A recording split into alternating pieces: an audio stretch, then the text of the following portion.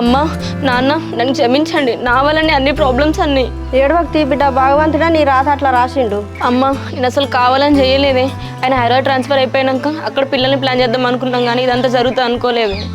అట్లా కాదు బిడ్డ, నీకు ఆలోచన వచ్చినప్పుడు ఒక్క మాట మాత్రం చెప్తే అయిపోవు కదా. ఇప్పుడు ఎక్కడ దాకా వచ్చింది? అదే నాన్న, నేను చేసుకుంది నాకే వచ్చింది నాన్న. సర్లే బిడ్డ, ఇప్పుడు ఏడుతా వస్తుందిరా, నాకు అర్థం కాదు. ఇప్పుడు ఏం రాదు, నా గురించి ఆలోచించా చక్కగా ఇంకా రా.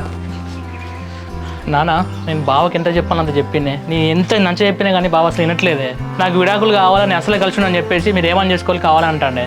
అట్లా కాదు శివుడు, విడాకులు అంటేనే నాకు అంత ఎత్తునో అనిపిస్తుంది. దాని జీవితం ఇప్పటికే నాశనం అయిపోయింది కాదురా. లేదు నాన్న, ఎన్ని రోజులని నేను ఆయనతోనే ఉంటా. విడాకులు ఇచ్చేది ఇంకేం లేదు. కొన్ని రోజులు అయితే ఆయన వచ్చి తీసుకోపోతాడు, మీరు ఆగండి. చెల్లె బావ ఎట్లా మాట్లాడుతాను చూసినావు కానీ ఆయన మాట్లాడే మాటలలో నేను తీసుకుపోతాను అనిపిస్తుందని నాకైతే నమ్మకం లేదే. అదే ఎందుకు ఇట్లా చేస్తున్నాడు నాకు కూడా అర్థం కావట్లేదు అన్న. నేను ఇక్కడ నుంచి వెళ్ళినాక నేను మారిపోయినా, మంచిగా జాబ్ చేసుకుంటా, మంచిగా చూసుకుంటా అన్నాడు. కానీ సడన్గా ఎందుకు ఇట్లా చేస్తున్నాడు మళ్ళీ? ఎందుకే బిడ్డ మరి మన ఇంటికంటే వెళ్ళిన తర్వాత అక్కడ ఏమైనా గొడవలు జరిగినాయా?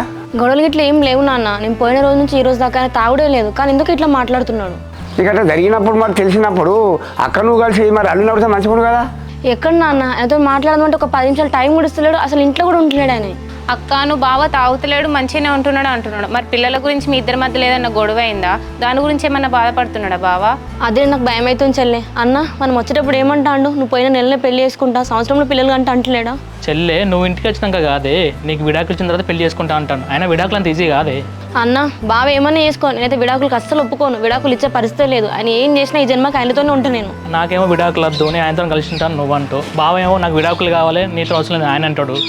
ఇట్లా చేస్తే మనం ఏం చేస్తాం చెప్పే చెల్లె నా వైపుకి ఇట్లా చేసింది, నా పిల్లలు పుట్టరు అని చెప్పేసి ఆయన లాయర్తో మాట్లాడి నోటీసులు పంపితే ఏం చెప్తాను చెప్పే.